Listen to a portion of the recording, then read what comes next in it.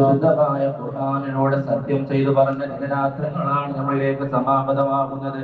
അന്നത്തെ ഒരു ദിവസം ആരെങ്കിലും ഇബാദത്ത് ചെയ്താൽ അള്ളാഹുവിന്റെ അടുക്കൽ അവർക്ക് വളരെയധികം പുണ്യവും വളരെയധികം ശ്രേഷ്ഠവും നിറഞ്ഞ ഇബാദത്തുകളാണ്. ഒരാൾ അന്നത്തെ ദിവസം നോമ്പനുഷ്ഠിച്ചു കഴിഞ്ഞാൽ ഒരു വർഷം മുഴുവനും നോമ്പനുഷ്ഠിച്ച പ്രതിഫലമാണ് അള്ളാഹു അവർക്ക് കൊടുക്കാൻ വേണ്ടി നിൽക്കുന്നത്. അതുപോലെ അന്നത്തെ ദിവസം ആരെങ്കിലും ഒരു ഫഖീറിനെ വസ്ത്രം ധരിപ്പിച്ചാൽ സ്വർഗത്തിലുള്ള വസ്ത്രം അല്ലാഹു അവനെ ധരിപ്പിക്കുന്നതാണ്. ദുൽഹിജ്ജ 10 ആദ്യത്തെ ദിനരാത്രികളിൽ ആരെങ്കിലും ഒരു പാവപ്പെട്ട ഒരാൾക്ക് ഭക്ഷണം കൊടുത്താൽ അല്ലാഹു സുബ്ഹാനഹു വ തആല അവനക്ക് നൽകുന്ന പ്രതിഫലം ഒരു അംബിയാ ഒരു നബിക്ക് ഭക്ഷണം കൊടുത്ത പ്രതിഫലമാണ്. അല്ലാഹു സുബ്ഹാനഹു വ തആല ആ കൊടുത്ത ആളുകൾക്ക് അല്ലാഹു അവർക്ക് വേണ്ടി പ്രതിഫലം അവിടെ സജ്ജമാക്കി വെച്ചിട്ടുള്ളത്. അപ്പൊ അത്രക്കും മഹത്വം നിറഞ്ഞ ദിനരാത്രങ്ങളാണ് നമ്മളിലേക്ക് സമാഗതമാവാനിരിക്കുന്നത്.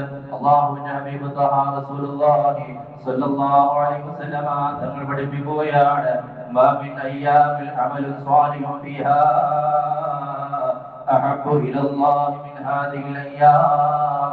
ദുൽഹിജ്ജയിലെ ആദ്യത്തെ 10 ദിവസങ്ങളിൽ ഇബാദത്ത് ചെയ്യുന്നതിനേക്കാളേറെ മഹത്വം മറ്റുള്ള ഒരു ദിവസത്തിലും ഇബാദത്ത് ചെയ്താൽ അല്ലാഹുവിന്റെ അടുക്കൽ നിന്ന് ലഭിക്കാൻ പോകുന്നില്ല. ദുൽഹിജ്ജ മാസത്തിലെ ആദ്യത്തെ 10 ദിവസം ആരെങ്കിലും ഇബാദത്ത് ചെയ്താൽ അതിനാണ് ഏറ്റവും കൂടുതൽ പ്രതിഫലവും അല്ലാഹുവിലേക്ക് ഏറ്റവും ഇഷ്ടപ്പെട്ട ഇബാദത്തും അതാണെന്ന് അല്ലാഹുവിന്റെ ഹബീബ് സഹാബാക്കിറാമിന് പറഞ്ഞു കൊടുക്കുമ്പോൾ സഹാബ അവിടെ ചോദിക്കുകയാണ്, യാ റസൂലല്ലാഹ് വലാ ബിഹാദാ ഫീ സബീലില്ലാഹ്. അല്ലാഹുവിന്റെ പ്രവാചകരെ, അപ്പൊ അല്ലാഹുവിന്റെ മാർഗത്തിൽ യുദ്ധം ചെയ്യുന്നതിനേക്കാളേറെ പ്രതിഫലം കിട്ടുമോ? അപ്പോഴും അല്ലാഹുവിന്റെ ഹബീബ് പറയുന്നത്, അതെ, ആരെങ്കിലും ദുൽഹിജ്ജ മാസത്തിലെ ആദ്യത്തെ 10 ദിനരാത്രങ്ങൾ ഇബാദത്ത് ചെയ്താൽ അല്ലാഹുവിന്റെ മാർഗത്തിൽ യുദ്ധം ചെയ്യുന്നതിനേക്കാളേറെ മഹത്വമുണ്ട്. സഹാബാക്കൾ വീണ്ടും വീണ്ടും ആവർത്തിച്ച് ചോദിച്ചപ്പോൾ മൂന്നാമതായി അല്ലാഹുവിന്റെ ഹബീബ് പറയുകയാണ്, പക്ഷേ ആരെങ്കിലും ജിഹാദിന് പോകുന്ന സമയത്ത് അവന്റെ സമ്പാദ്യവും സന്താനങ്ങളും മുതലുമെല്ലാം ഉപേക്ഷിച്ചുകൊണ്ട് ഇനിയൊരു മടക്കമില്ലാത്ത രീതിയിൽ ജിഹാദിന് പോയാലൊഴികെ അവർക്കാണ് പിന്നെ ഏറ്റവും കൂടുതൽ പ്രതിഫലമുള്ളത്. അപ്പോ മറ്റുള്ള എല്ലാ ഇബാദത്തിനേക്കാളും അല്ലാഹുവിന്റെ അടുക്കൽ വളരെയധികം ശ്രേഷ്ഠത നിറഞ്ഞ ഇബാദത്ത് എന്ന് പറയുന്നത് ദുൽഹിജ്ജ മാസത്തിൽ ആദ്യം ചെയ്യുന്ന ഇബാദത്തിനാണ്. ഒരിക്കൽ മൂസാ നബി അലൈഹി സ്വലാത്തു വസ്സലാം അല്ലാഹുവിനോട് പറയുന്നുണ്ട്, അല്ലാഹുവേ, ഞാൻ എന്നോട് ഒരുപാട് ദുആ ചെയ്യുന്നുണ്ട്, പക്ഷെ ആ ദുആയൊന്നും നീ പെട്ടെന്ന് അതിന്റെ ഉത്തരം ലഭിക്കുന്നില്ലല്ലോ, പെട്ടെന്ന് അതിന്റെ ഉത്തരം എനിക്ക് കിട്ടുന്നില്ലല്ലോ എന്ന് മൂസാ നബി അലൈഹി സ്വലാത്തു വസ്സലാം അല്ലാഹുവിനോട് പരാതി പറയുന്ന സമയത്ത് അല്ലാഹു മൂസാ നബി അലൈഹി സ്വലാത്തു വസ്സലാമിനോട് പറയുകയാണ്, ഇദാ ദഖല അയ്യാമുൽ അശറ, ആദ്യത്തെ 10 ദിവസങ്ങൾ എത്തിക്കഴിഞ്ഞാൽ, ദുൽഹിജ്ജ മാസത്തിലെ ആദ്യത്തെ 10 ദിവസം എത്തിക്കഴിഞ്ഞാൽ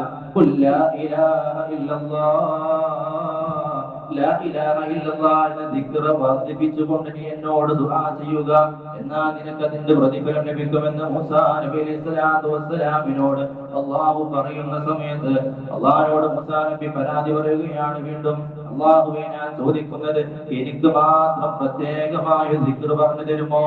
ഈ ദുൽഹിജ്ജ മാസമാണെങ്കിലും എനിക്ക് മാത്രം പ്രത്യേക ഉത്തരം കിട്ടുന്ന ദുആ പറഞ്ഞു തരുമോ എന്ന് അല്ലാഹുവിനോട് മൂസാ നബി അലൈഹി സ്വലാത്തു വസ്സലാം വീണ്ടും ചോദിക്കുന്ന സമയത്ത് അല്ലാഹു അവിടെ നിന്ന് വീണ്ടും പറയുകയാണ്, മൂസാ നബിയേ, ഈ ലാ ഇലാഹ ഇല്ലല്ലാഹയുടെ മഹത്വം എന്താണെന്നറിയുമോ? ഈ ദുൽഹിജ്ജ മാസത്തിലെ ആദ്യത്തെ ദിനരാത്രങ്ങളിൽ ലാ ഇലാഹ ഇല്ലല്ലാഹ് ചൊല്ലിയാൽ ഈ ലാ ഇലാഹ ഇല്ലല്ലാഹയുടെ മഹത്വം എന്താണെന്ന് നിനക്കറിയുമോ? ഈ 7 ആകാശവും അതിലുള്ള സകല വസ്തുക്കളും 7 ഭൂമിയും അതിലുള്ള സകല വസ്തുക്കളും ഒരു തുലാസിന്റെ ഒരു പാത്രത്തിലും ലാ ഇലാഹ ഇല്ലല്ലാഹ് എന്നുള്ളത് ഒരു തുലാസിന്റെ മറ്റൊരു പാത്രത്തിൽ വെച്ച് കഴിഞ്ഞാൽ ഏറ്റവും കൂടുതൽ കനം കൂടുന്നത്, കനം തൂങ്ങുന്നത് ലാ ഇലാഹ ഇല്ലല്ലാഹ് ആണെന്ന് മൂസാ നബി അലൈഹി സ്വലാത്തു വസ്സലാമിനോട് അല്ലാഹു പറഞ്ഞു കൊടുക്കുകയാണ്. അത്രക്കും മഹത്വമുള്ള ദിനരാത്രങ്ങളാണ് നമ്മളിലേക്ക് സമാഗതമാവാൻ വേണ്ടിയിരിക്കുന്നത്. അപ്പൊ ആദ്യത്തെ 10 ദിവസങ്ങളൊക്കെ നോമ്പ് അനുഷ്ഠിച്ചു കഴിഞ്ഞാൽ ഒരു നോമ്പിന് ഒരു വർഷത്തെ നോമ്പിന്റെ പ്രതിഫലമാണ് അല്ലാഹു കൊടുക്കുന്നത്. അപ്പൊ അത്രക്കും മഹത്വം നിറഞ്ഞ ദിനരാത്രങ്ങളിലാണ് നമ്മളിലേക്ക് സമാഗതമാവാനിരിക്കുന്നത്. ആ ദിവസങ്ങളിലൊക്കെ കൂടുതലായി ഇബാദത്തുകൾ ചെയ്യാൻ അല്ലാഹു നമുക്ക് എല്ലാവർക്കും തൗഫീഖ് നൽകി അനുഗ്രഹിക്കുമാറാവട്ടെ. അതുപോലെ ദുൽഹിജ്ജ മാസം എത്തിക്കഴിഞ്ഞാൽ ഉളിയത്തിന് ആരെങ്കിലും തയ്യാറായിട്ടുണ്ടെങ്കിൽ, ഒറ്റക്ക് അറുക്കുന്നവരോ അതല്ലെങ്കിൽ ഷെയറായി അറുക്കുന്നവരൊക്കെ ഉണ്ടെങ്കിൽ നമ്മുടെ വീടുകളിൽ സഹോദരിമാരുണ്ടെങ്കിൽ അവരോടൊക്കെ പറയേണ്ട വിഷയമാണ്.